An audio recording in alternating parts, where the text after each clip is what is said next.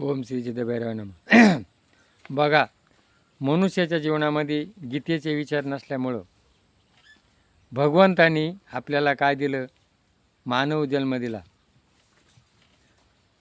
दुर्लभ मानव जन्म दिला. भगवंताने काय दिलं आपल्याला? सगळं क्रिया आपण भगवंत करतो. सूर्य, चंद्र, हवा, पाणी फुकट दिलेलं आहे, त्याचं काय मोल लागत नाही. पण आपण काय केलं? आज सुखाच्या मागं लागलो. आणि मग विज्ञानाची जेवढी साधनं निघाली, आणि ते साधनं काय फुकट नाही, त्याला काय लागतो? पैसा. आणि मग माणूस काय केला? गीतेचे विचार नसल्यामुळं आळशी बनला. काय? देवानं मला काय दिलं नाही.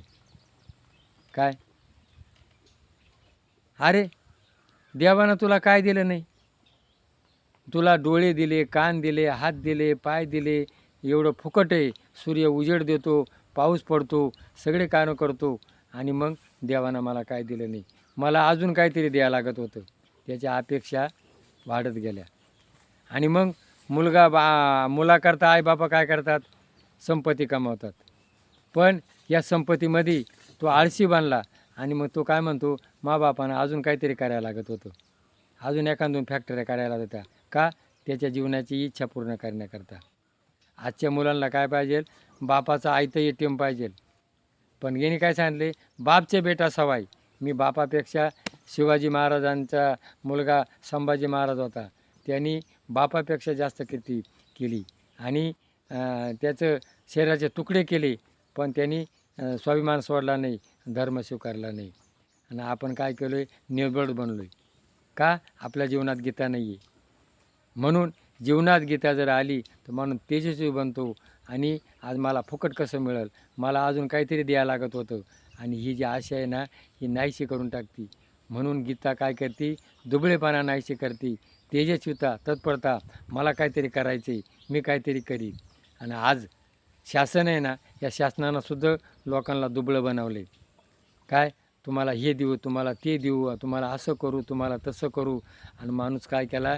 त्या भरशीवर राहिला आहे. सरकार काय देणार आहे? अरे, सरकार काय देणार आहे? काय? मी कष्ट करील, मी काम करील, मला कोणाचं फुकट नको आहे. मी फुकट घेणार नाही, फुकट देणार नाही. मी शेती करील, व्यवसाय करील, मी कोणाच्या भरशीवर राहणार नाही. ही विचार द्यायचे असेल त्या गीतेमधून.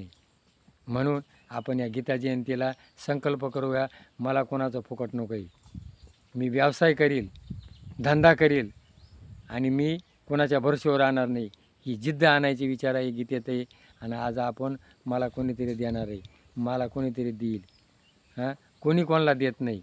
म्हणून दुबळेपणा टाका आणि तेजस्विता करा, व्यवसाय करा, कष्ट करा, धंदा करा, काम करा. आणि हाय त्याच्यात समाधानी राहा. काय? हाय त्याच्यात समाधानी राहा. हे जर विचार पटले असेल तर क्लिक करा.